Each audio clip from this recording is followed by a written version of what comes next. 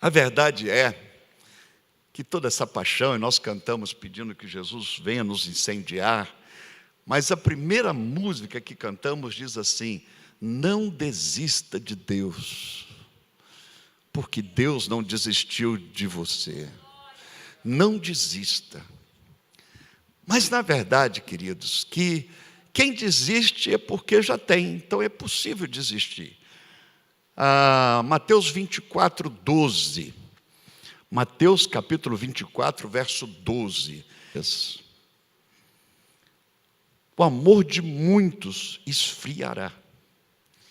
Diz assim: e por se multiplicar a iniquidade, o amor se esfriará de quase todos. Preste atenção. O amor vai esfriar, não é de quem não ama. Porque quem não ama, não tem nada para esfriar, não tem um amor quente nem morno, não ama. Mas Jesus Cristo disse que por se multiplicar a maldade, a iniquidade, a perversão do ser humano, no fim, quanto mais próximo do fim, por vários motivos, e a Mirna até falou aqui que às vezes você assiste pela internet, não é porque está doente, não é porque mora longe, mas é porque já começou a bater um esfriamento, né?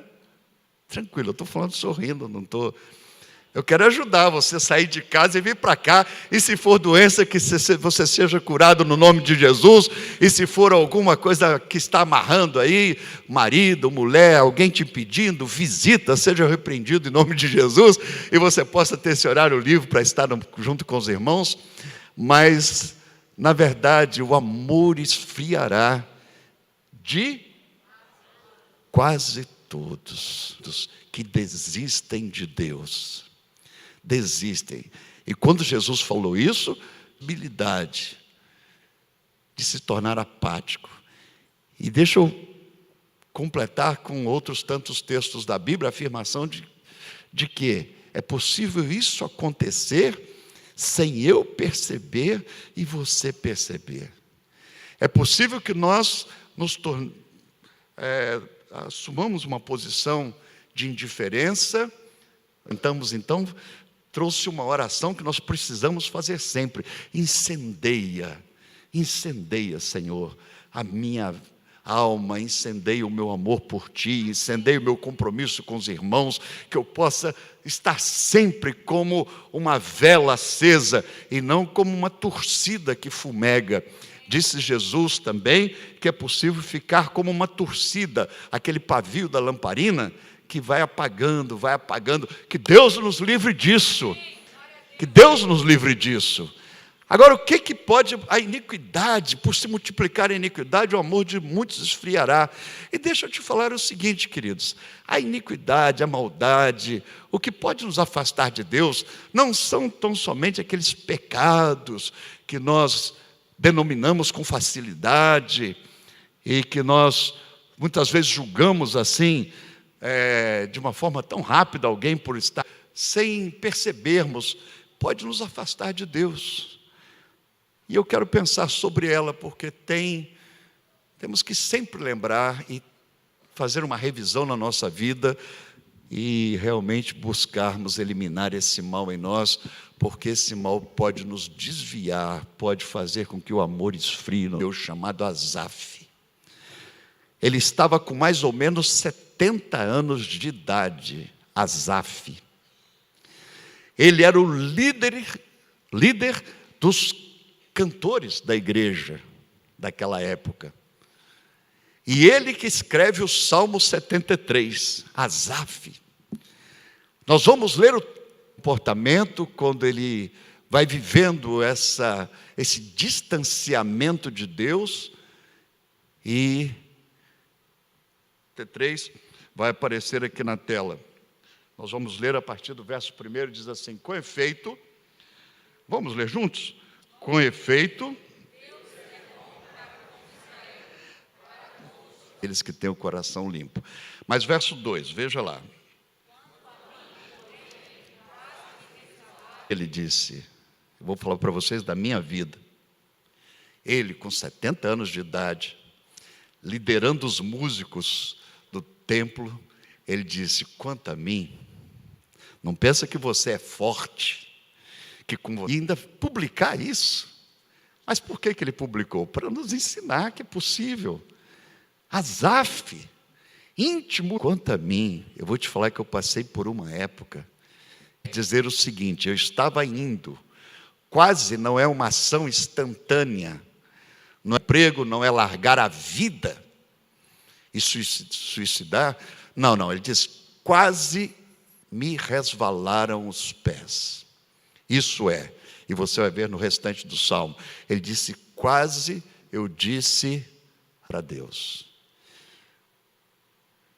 quase eu disse: tchau, chega, não quero mais saber de ti.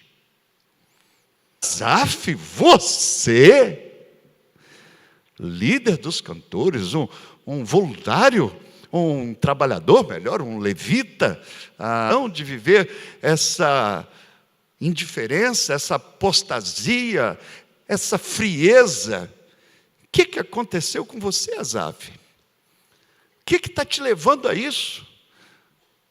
É o quê? Um pecado que você está escondendo, assim, daqueles pecados que nós roubo, você passou a usar droga? O que foi, Asaf, que aconteceu com você? Ele disse: quanto a mim, eu vou dizer para vocês, eu estou aqui dizendo assim, eu estou aqui hoje por obrigação, mas não estou com prazer, não estou com vontade, eu não estou com alegria. Bonito, lindo louvor, glórias a Deus, mas isso para mim já não. Por que não? Porque eu estou aqui porque eu não tinha outra coisa para fazer, ou talvez minha mulher forçou a barra, ou meus filhos, ou por causa dos meus pais. Mas quanto a mim, quase, eu fui me distanciando, vendo o problema em tudo, que é uma coisa comum, quando a pessoa vai esfriando, ela começa a ver mais para os lados do que para cima, para frente, para o alto, ela começa a ver para os lados, fulano está com problema, fulano, meu filho chegou em... E aí o adolescente, para justificar para os pais que ele não quer vir mais numa reunião do GROW, ou da juventude e tal, chega em casa e diz: não, mas lá na igreja está cheio de problemas, lá na igreja tem fulano que fuma maconha, lá na igreja tem fulano que vai para as baladas e não sei o quê. E para pai e mãe, né, você está certo, né? Realmente, não vou falar nada para o pastor não, mas eu sei que lá na igreja tem problema, tal. Querido, não precisa nem me falar, eu sei que tem. E aqui é um hospital, aqui é um lugar realmente para quem está perdido. Como eu posso não estar fazendo, praticando coisas que você vai condenar, mas todos pecamos e carecemos da glória de Deus.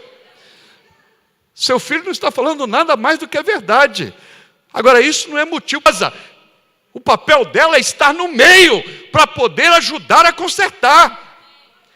Agora, ele está mostrando que é fofoqueira, que ela tem uma série de problemas, uma condenação que não tem força nenhuma. Isso sempre existiu. E o Asaf, com 70 anos de idade, fazendo isso, um adolescente.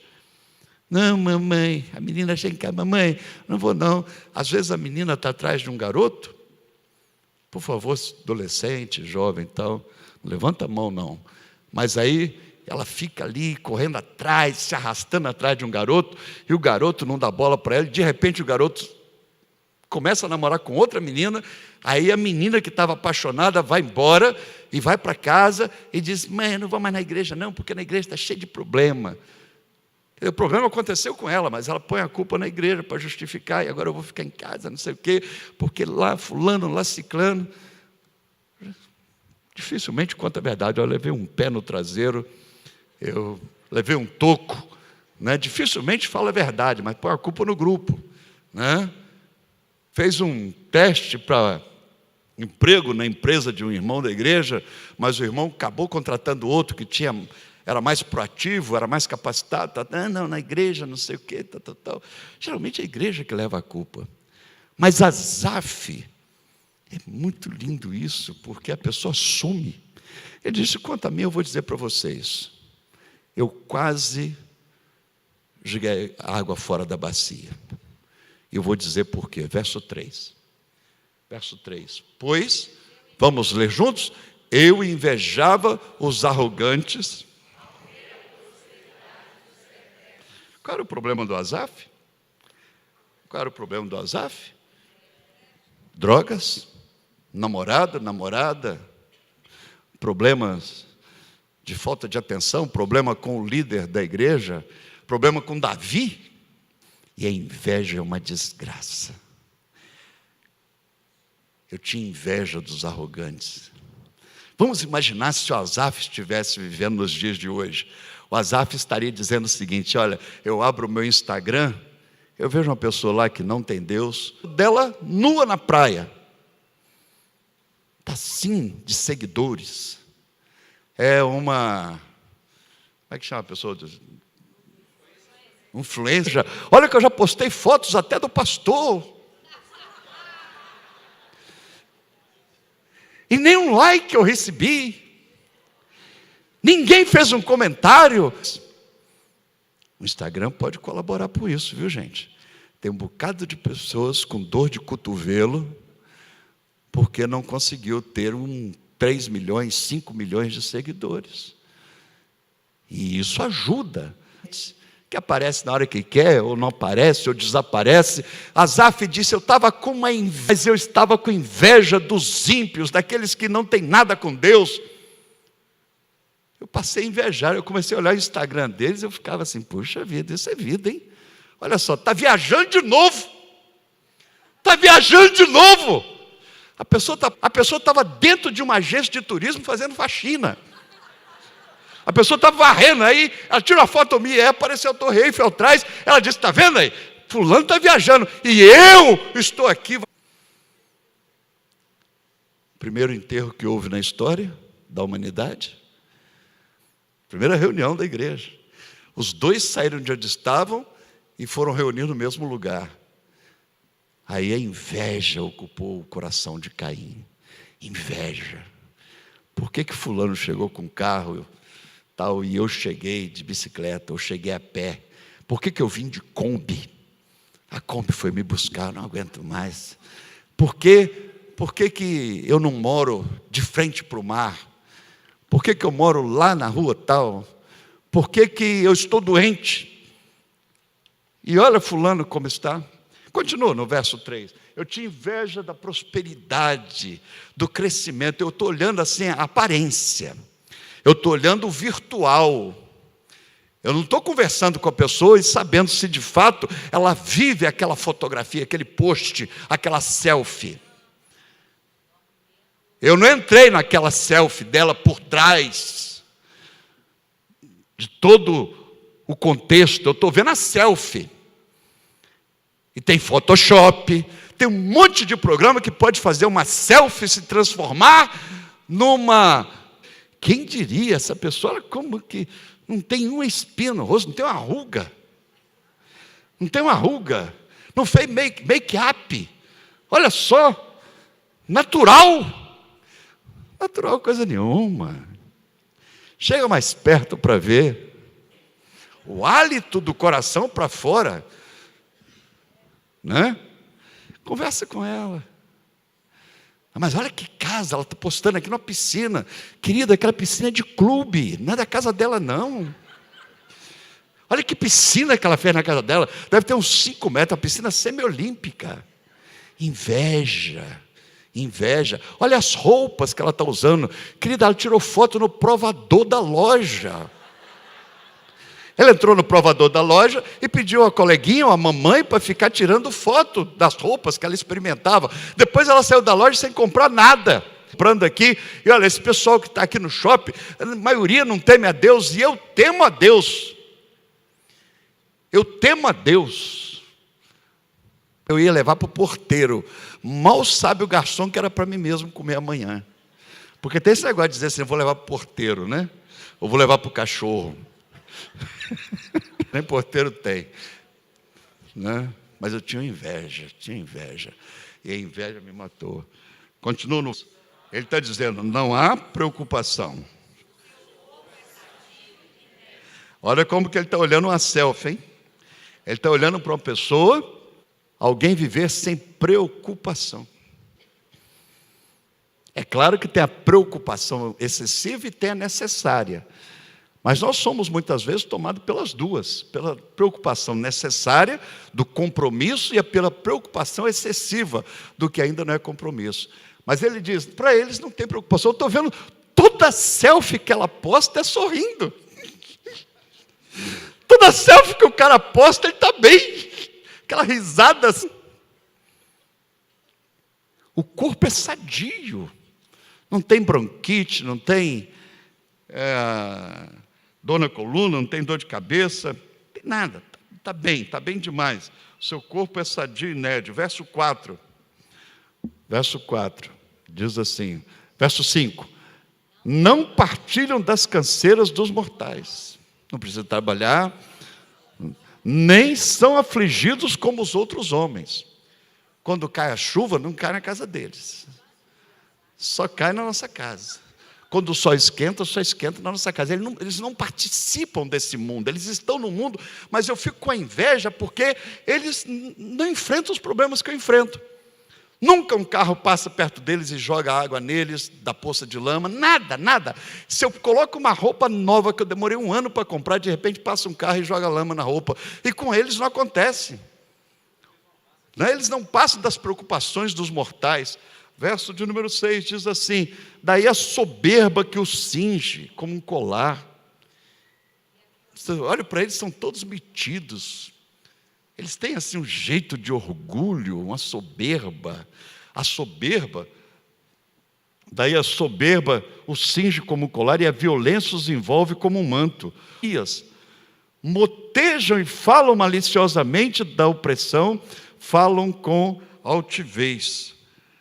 Verso 9, contra os céus desandam a boca e a sua língua percorre a terra. Falam mal de Deus, inclusive. Falam mal dos outros, mas falam mal de Deus também contra os céus.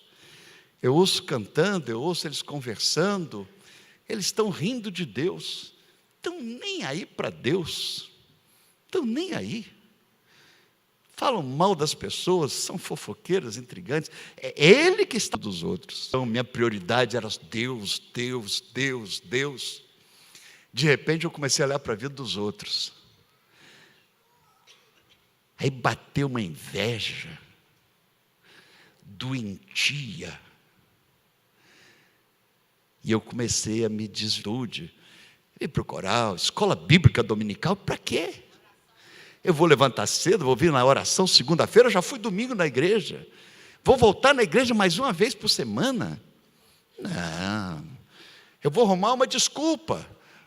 Para não vir na quarta-feira no culto, para não vir na escola da família na terça, para não vir. Eu vou arrumar uma desculpa, dizer que, sabe, eu tenho facilidade para tudo, menos quando se fala de igreja, de Bíblia. Eu tenho inclusive textos. Eu tenho inclusive um esboço, um estudo bíblico, herança. Não, hoje não vou não, amanhã não vou não. Eu também não, eu sempre tenho um compromisso. Senhor, o Senhor sabe. E Deus está lá do céu olhando, eu sei que você está esfriando. Eu sei que você já foi um crente melhor. Eu sei que você olhava para mim, eu era tudo para você. Você não abria mão de nada por minha causa. Eu era prioridade no seu carro da história, na estrada com você. De repente você me deixa na beira do acostamento. Mas Deus, o Senhor sabe, Deus, dos meus problemas. E Deus olha do céu e diz, eu sei. Mas com muito mais problema com isso, você já foi um cara envolvido, um cara via, né? E se você olhar na direção certa, você vai ver muita gente que tem problemas, que tem lutas, que tem enfermidades, que tem e que estão me servindo, mas você está olhando na direção errada, Você não olha nem para mim, nem para aqueles que são valentes. Você acha que aquela turma que foi para a avenida ontem é uma turma de vagabundos? É uma turma que não tem nada para fazer? Uma turma que não veio aqui ensaiar e tal? Não. Aquela ali é tudo gente que tem a vida fácil. Não é não, querido. Tem gente que tem lutas homéricas, mas que Deus acima de tudo, comercial, ou com qualquer outro interesse, mas cumprindo Mateus 6,33, buscai primeiro o reino de Deus. Asaf disse: Deus, tchau. Quase me resvalaram os pés, quase eu pulei fora.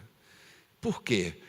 Porque eu comecei a ver a vida do ciclano, e eu vi que eles se desviaram, se afastaram, não aconteceu nada com eles, não caiu um raio na cabeça deles. Fulano deixou de dizimar, de ofertar, nunca foi no altar para consagrar nada.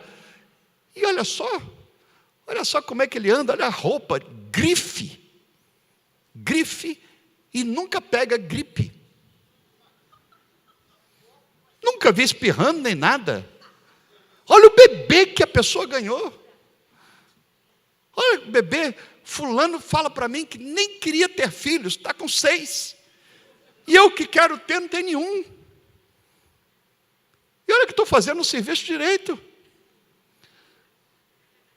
Não te entendo, Deus, não te entendo. Verdade é que eu estou com uma inveja, mas está me arranhando, está me amargurando. Eu não estou entendendo de fato. E ele continua o texto. No verso 11 diz assim: e disse, como sabe Deus, acaso há conhecimento de Deus? Está dizendo, Deus, eu cheguei numa conclusão que o Senhor não está no controle de nada. Ele juntou aqui o deísmo, a indiferença de Deus no controle da história, com o hedonismo, o prazer. Você entendeu? Ele juntou assim, o coração dele se encheu do deísmo, dessa postura de achar que Deus existe, mas não controla nada na história. Eu quero te dizer que Deus, Ele sabe até quantos cabelos tem na minha cabeça depois de ter sido raspada.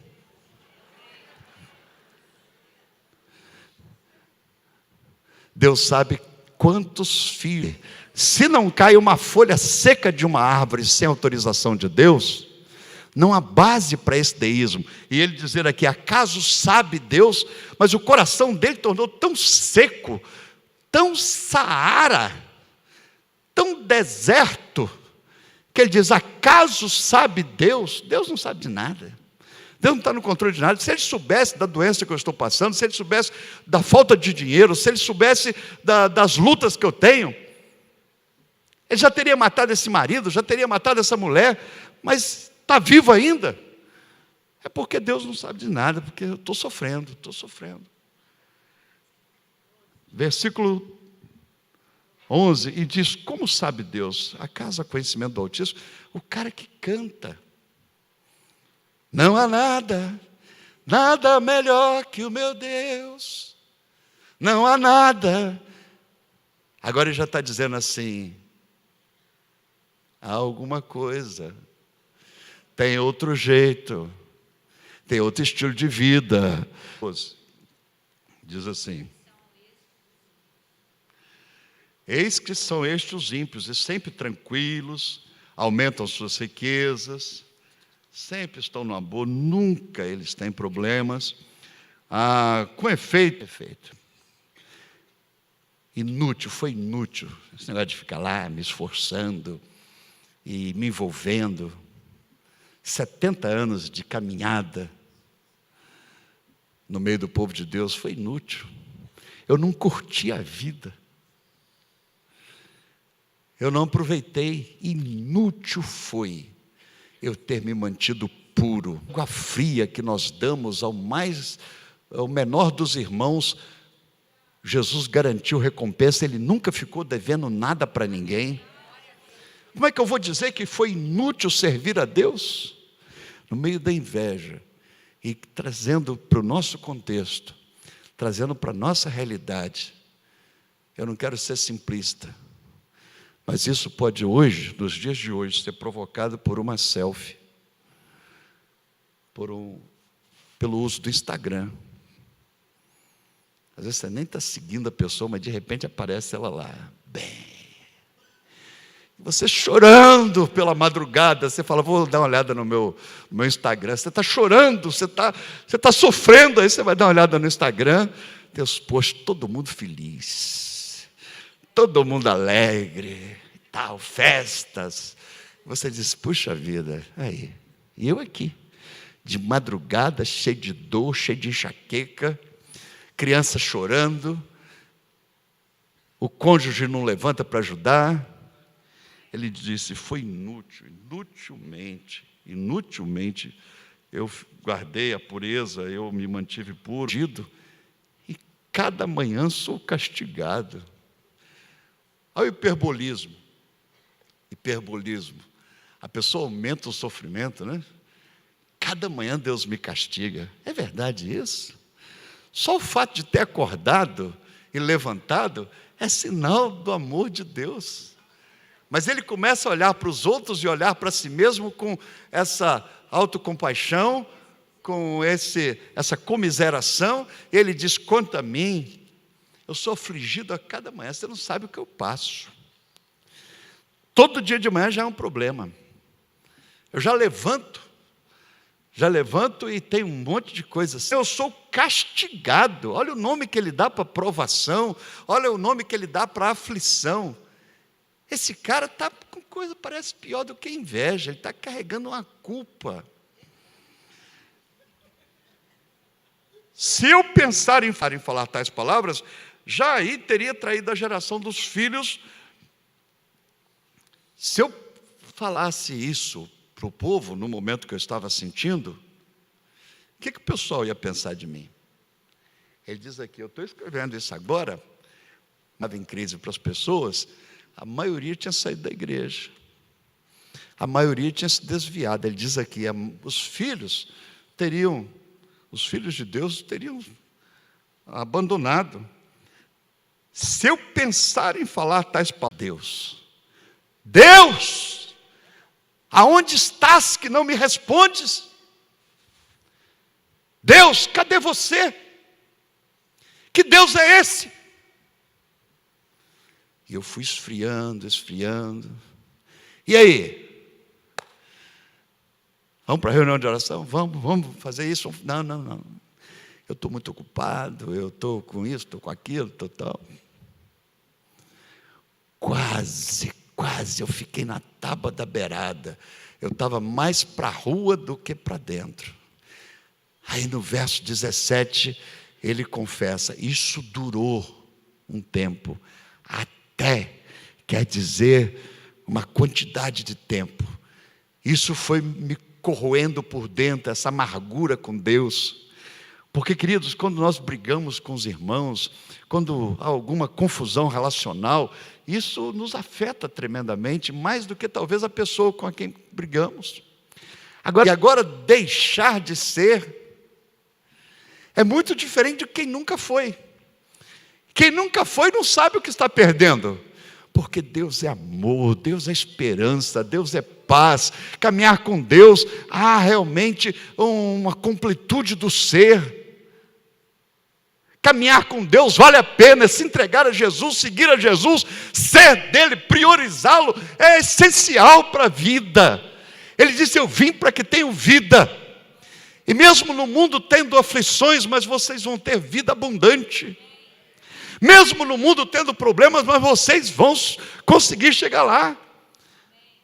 E a paz que excede todo entendimento vai transbordar no coração de vocês. E aí começa a brigar com Deus, mas de uma forma disfarçada, dissimulada. Sabe? Não. Na evangelização, muito comum a gente encontrar pessoas que dizem, não, eu já sou cristão, eu creio em Deus, inclusive eu sou lá da missão. Eu encontro pessoas que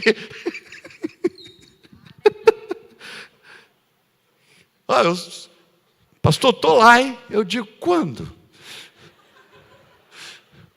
Meu Deus, Será que eu já estou ficando gagá assim? Será que eu já estou esquecendo das pessoas? Porque eu vou marcando por quadrantes. Geralmente as pessoas sentam no mesmo lugar de sempre. O Eli senta sempre ali. O Eli está ali. Estou vendo o Eli ali. O Eli, geralmente, aquele é o lugar dele. Tem alguns que têm o lugar marcado.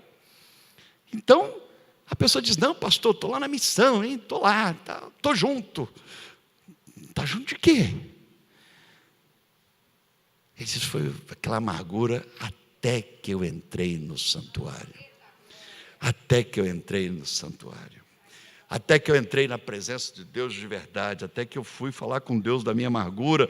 Fui falar com Deus do meu abatimento. Fui falar com Deus das minhas dúvidas. Deus já sabia, mas eu precisava saber que Ele sabia. Você sabia disso? Que Deus sabe o que a gente acha que Ele não sabe? E quando a gente ora, não é para que Ele saiba do que eu sei, mas é para que eu saiba que Ele sabe. Você entendeu? Você entendeu? Deus sabe o que eu acho que Ele não sabe. E que só eu sei. Mas Ele sabe o que eu sei. Ele sabe do que você está passando. Mas Ele precisa que a gente tenha consciência de que Ele sabe. Aí Asaf diz assim, até que eu entrei no santuário. Eu entrei na presença de Deus e me desabafei.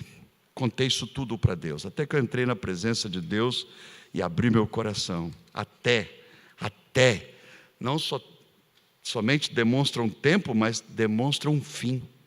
Durou até aí. Durou até esse tempo. Tu certamente, olha só no verso de número 18.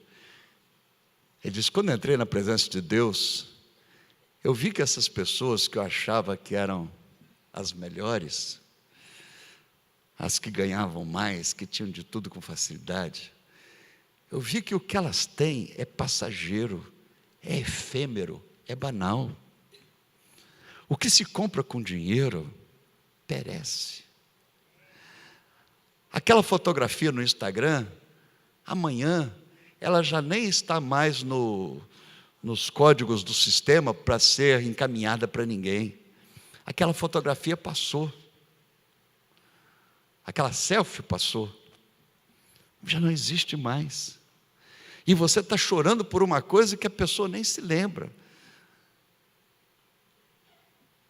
Ele entendeu que é passageiro, que é sem valor. Tu os coloca em lugares escorregadios. Até que eu entrei na presença de Deus e eu vi que eles estão correndo perigos. E eu atinei com o fim deles, versículo 17. Eu atinei, eu comecei a entender o fim disso tudo, dessa alegria que eles têm. Eles tiraram a foto na balada, mas quando a balada terminou, como é que eles foram para casa? Eles estavam sorrindo porque estavam embriagados. E depois que o efeito da bebida passou? E depois que o efeito da droga passou? E depois que o efeito daquilo que deu um prazer momentâneo e aparente? Eu atinei para o fim. Não só para o momento que a festa acaba, mas para o fim. Existe um fim depois desse fim. Eu atinei para o fim deles. Porque sem Deus, todos estão perdidos. Sem Deus, a perdição é eterna. Eu atinei para o fim, para o que acontece realmente na história deles. Versículo 18 diz assim, tu certamente os põe em lugares escorregadios, como ficam de súbito assolados, versículo 19, totalmente aniquilados de terror, como sonho quando se acorda, assim, ó Senhor, ao despertares, desprezarás a imagem deles. Eu vi que eles não têm realmente nada a ver com o principal, com o Senhor. Eles não têm relação com o Senhor. Quando o coração se me amargou e as entranhas se me comoveram, puxa vida, eu estava amargurado. Eu estava embrutecido e ignorante. Olha como ele diz de si mesmo, eu estava embrutecido e ignorante. Eu era um irracional à tua presença, eu me tornei um animal. Eu era irracional. Eu fiquei doido por causa da inveja. Eu fiquei doido por causa da inveja. Eu fiquei embrutecido. Eu me tornei um irracional. Eu perdi a noção do que tem valor e do que não tem valor. E aí eu comecei a investir naquilo que não tem valor. E que não vai levar a lugar nenhum. E que o fim é a destruição. É a morte, a perdição eterna. Peraí. Eu estou abandonando as coisas de Deus? Senhor, estou distante de Ti. Ele disse, isso foi me amargurando, até que eu entrei, eu voltei para onde eu não devia ter saído, até que eu assumi a minha realidade. Eu estou frio, eu estou morno, eu estou indiferente, eu sou um crente meia colher, eu sou um crente desmazelado, eu não tenho feito o que eu posso fazer com meus talentos, com a minha vocação, com o meu chamado. Eu abandonei tudo na lata de lixo para viver essa vida mequetrefe de frequentador de igreja. Estou me contentando com muito pouco. Deus tem colocado poder à minha disposição, autoridade à minha disposição. Deus tem colocado talentos na minha mão. Eu poderia ser o líder, eu poderia ser aquela pessoa que está ajudando, mas de repente eu estou dando trabalho. Me tornei uma pessoa fria, e eu vou assumir indiferente. Eu tornei embrutecido, irracional. Eu estou lendo a Bíblia, queridos. O Asaf, o líder da música da igreja, o líder do louvor, eu tornei um irracional. Por quê? Por causa de selfies. Olha a mesa. Olha o carro. Olha onde a pessoa está. Eu não tinha ideia que aquilo era tudo máscara, que aquilo era tudo passageiro, efêmero, banal, sem sentido. E ele continuou no Salmo dizendo assim, já estamos chegando no fim, quando ele diz assim, quando o coração se me amargou, as estranhas me comoveram, eu estava embrutecido. Verso 23, todavia eu estou sempre contigo, tu me seguras pela minha mão direita. Eu vi que o que eles têm não vale nada. Agora o Senhor, mesmo eu sendo esse irracional, o Senhor não se afastou de mim. O Senhor teve paciência comigo.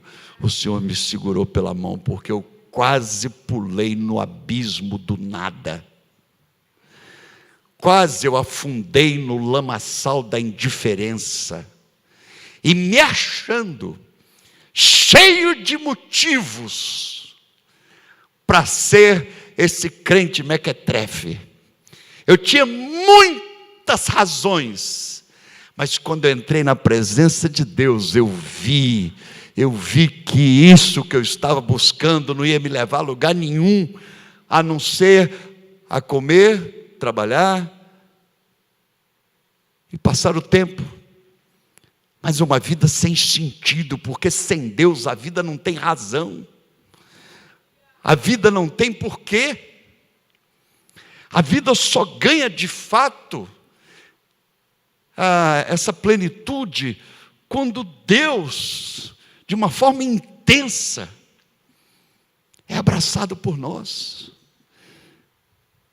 E ele disse, eu vi que tudo que eles têm é nada, e eu vi que o Senhor tem um amor por mim muito grande, eu vi que tu me seguras pela minha mão. Versículo 24, tu me guias com o teu conselho, e depois ainda me recebes na glória. Olha o que eu estou deixando, querido. Eu estou deixando por causa do carro do fulano. Tu estás sempre comigo. E depois que acabar a vida aqui, tu me recebes na glória. Versículo 25. Que mais tenho eu no céu? Não há outro em quem me compraz na terra.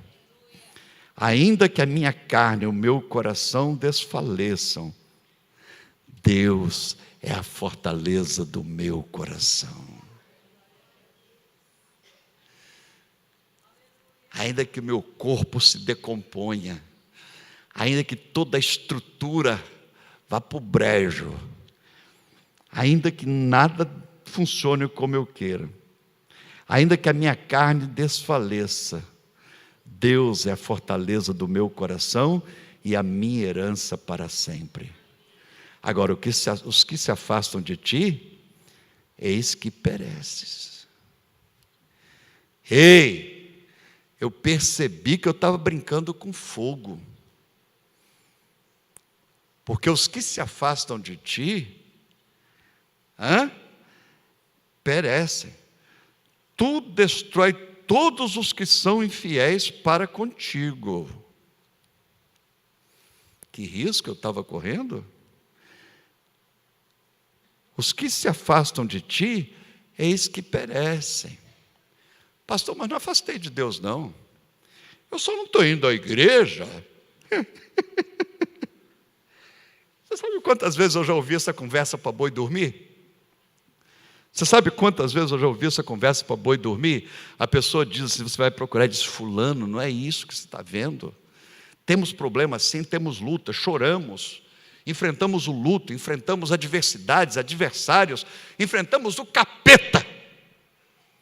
Mas não há nada melhor que o meu Deus. Não há nada melhor que o meu Deus. Ele ressuscita os mortos, Ele liberta os cativos, Ele sara os enfermos e, sobretudo, Ele enche de paz o coração daquele que nele crê. Não há nada melhor que o meu Deus. Mas ele vai encerrando o salmo dizendo assim: os que se afastam de ti perecem, tu destróis os que são infiéis para contigo. Aqui, viu, querido? É o pastor que está falando isso para fazer medo, para ajuntar membros na igreja, está dizendo o seguinte: brinca não, brinca com Deus não. Quem não tem, já está perdido.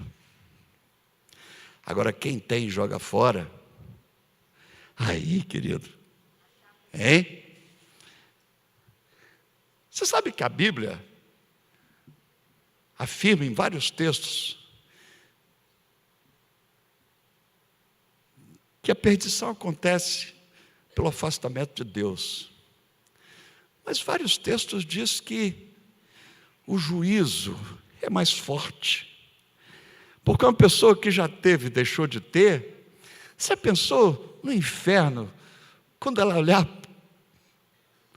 e Lucas 16 diz que aquele rico olhando para Lázaro, e lembrando da oportunidade que ele teve do lado de Lázaro,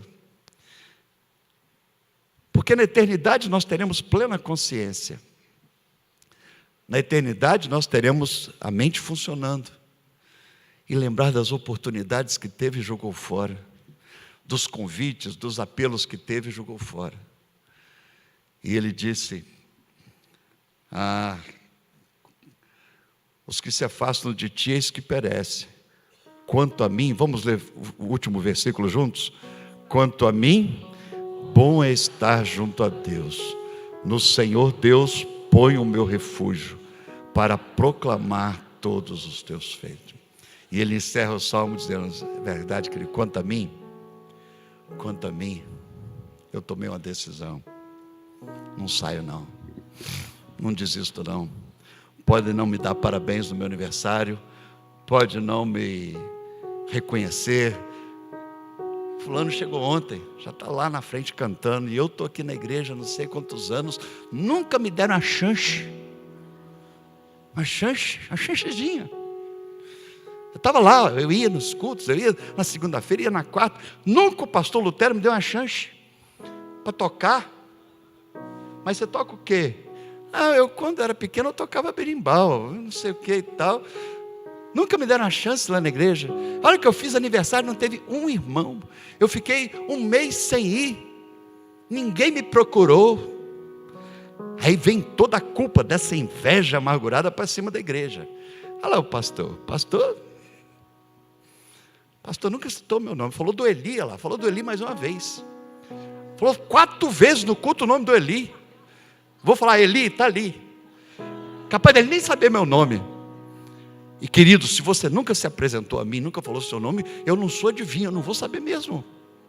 Mas só tenho obrigação de saber. Não tenho, é até pecado se eu adivinhar seu nome, porque a Bíblia condena a adivinhação.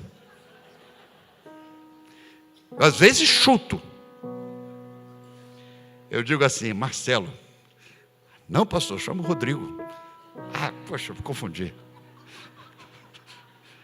Mas eu não estou adivinhando. Entendeu, querido? Isso pode acontecer comigo, com você. A gente parar de olhar firmemente para o autor e consumador da fé e começar a olhar para o sucesso dos outros. Sucesso aparente. Sucesso aparente. Sucesso passageiro. E começamos então a aumentar, a multiplicar a nossa realidade de dor, de aflições. Sou castigado todos os dias. Eu nasci para sofrer. Ou por que eu nasci? Não devia nem ter nascido, como disse Jó. Eu devia ter sido um aborto. Eu devia ter sido abortado. Deixa a banda subir aqui.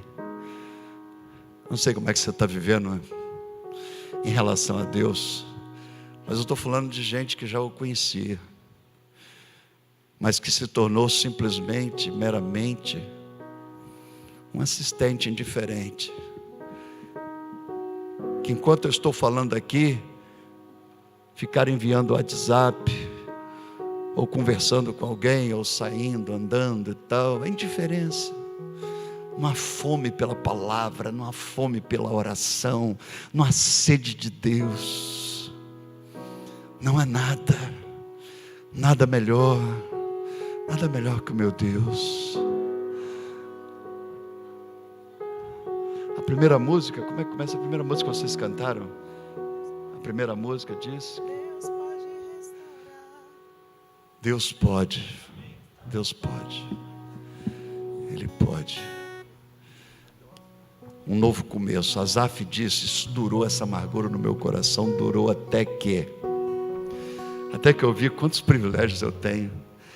Deixa eu te falar uma coisa, não precisa levantar a mão não. Quem aqui acha que está com mais problema? Não precisa levantar a mão não. Eu vou te dizer uma verdade. Quem acha aqui que está com muito problema, muitos problemas, eu vou te dizer uma verdade. Eu conheço muitas pessoas que pagariam uma fortuna para estar no seu lugar. Eu conheço gente aqui da família, gente séria que leva Deus a relação com Deus com muito zelo e carinho e dedicação, e que não pode de fato estar aqui, estão na internet realmente por causa de lutas, e pagariam uma fortuna para estar aqui.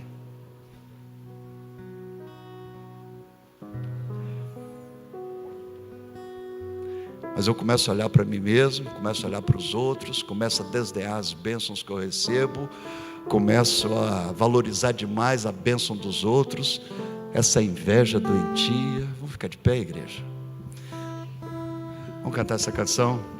Faz dela uma oração, eu quero fazer aqui também. Eu não vou fazer um apelo para você ver aqui à frente, porque ainda não tem uma escada aberta nas galerias, mas daí mesmo onde você está, ou pelo YouTube, e você percebendo que você já foi e deixou de ser, que você tinha mais empolgação, você dizia ter até um chamado, ou talvez você está olhando para tudo isso e dizer, pastor, eu nunca fui, só está falando para quem já foi. Mas você entendeu que quem já foi não tem por que largar, porque é bom demais. Se você nunca foi, passa a ser, porque tem gente que passou a ser e por causa da inveja está deixando de ser.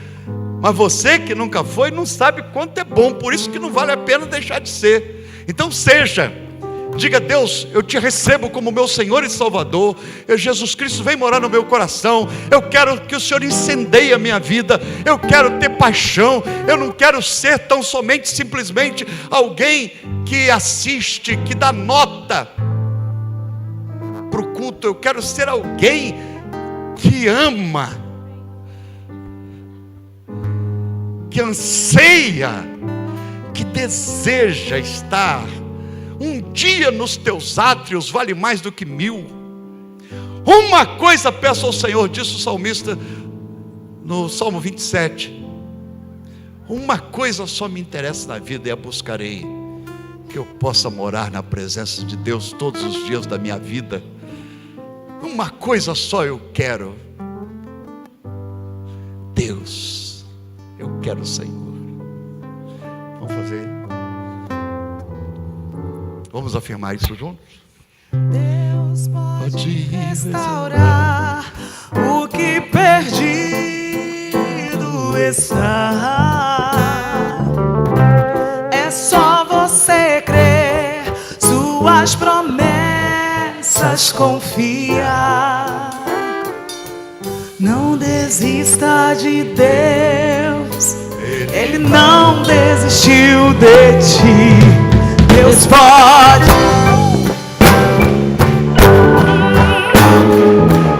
Mesmo Deus está aqui, Deus pode.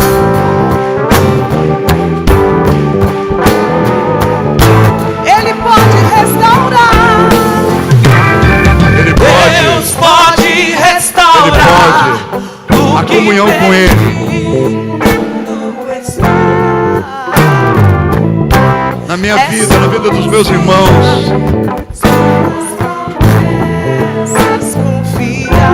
Não desista, não desista de Deus. Ele não desistiu de ti. Aleluia! Ele pode o tempo todo. Ele é fiel. Deus pode. Aleluia.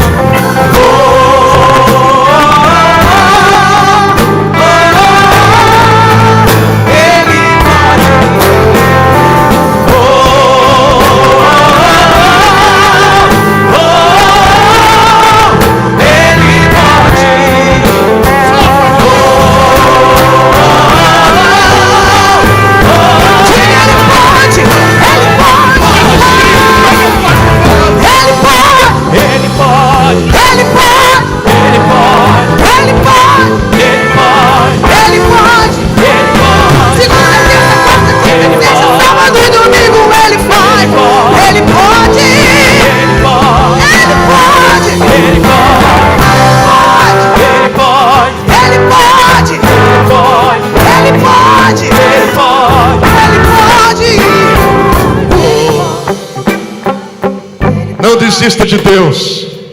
Ele não desistiu de você. Ele não desistiu de mim. Não desista de Deus. Volte ao primeiro amor. Volte àquela garra, aquela paixão, aquele empenho, aquela dedicação. Não dá overdose não, querido. Igreja demais não mata. Bíblia demais não mata. Oração demais não mata. Deus demais é bom demais. Não desista de Deus. Agora preste atenção. Vou insistir. Isso é imperceptível. Vai acontecendo. Vai abandonando a casa do Senhor, a palavra, a vida de oração. Vai abandonando, vai se afastando. Cheio de argumentos. Cheio de argumentos. Você procura a pessoa que afastou. Você sabe que é mais fácil um ímpio se converter, aceitar Jesus, uma pessoa que não caminha com Ele, se envolver com Ele, do que uma que já foi. Porque ela fica com o coração empedernido. Não, eu sei Salmo 23, eu sei a oração do Pai Nosso, eu sei o Salmo 119 de cor. A pessoa vai se achando. Ela acha que esse arcabouço de conhecimento basta não, querido. É envolvimento. Não desista de Deus. Guarde isso. Sabe por que você está ouvindo essa palavra? E eu estou ouvindo, lendo, e Deus está falando comigo também. Deus está falando comigo. Você pode cansar, mas não desista. Não desista, porque eu não desisti de você. Sabe que tem hora que eu passo por essa crise também? Diz, que isso, pastor?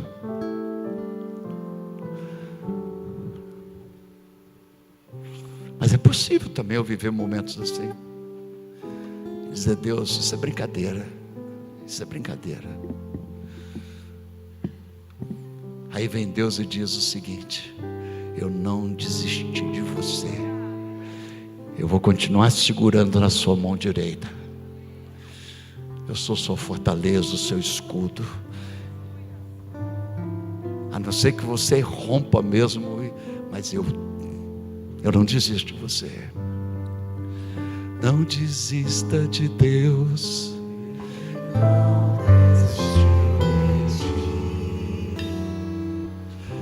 Não desista de Deus. Ele não desistiu. Pai querido, guarda a tua palavra no nosso coração.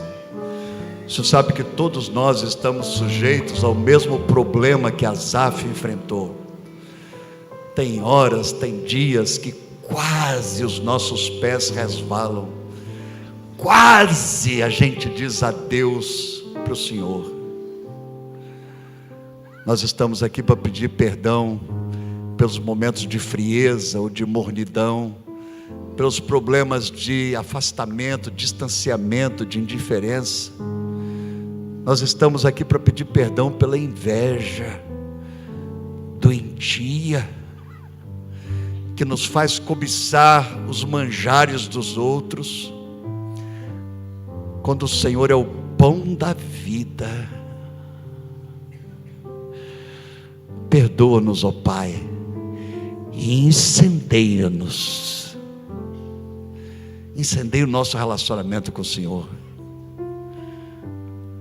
E se hoje, de uma forma especial, tem alguém aqui ou pelo YouTube vivendo essa fase, e talvez sem perceber que seja até hoje só até aqui, mas daqui para frente vai voltar a ser o que era, e até melhor do que era, vai voltar ao primeiro amor, de uma forma maior do que era o primeiro amor, no nome de Jesus Cristo, porque o que mais nos interessa é o Senhor.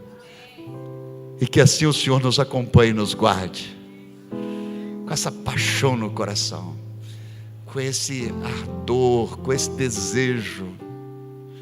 Queridos, que Deus Pai, Deus Filho, Jesus Cristo e Deus Espírito Santo nos acompanhe e nos guarde, restaurando a nossa fé,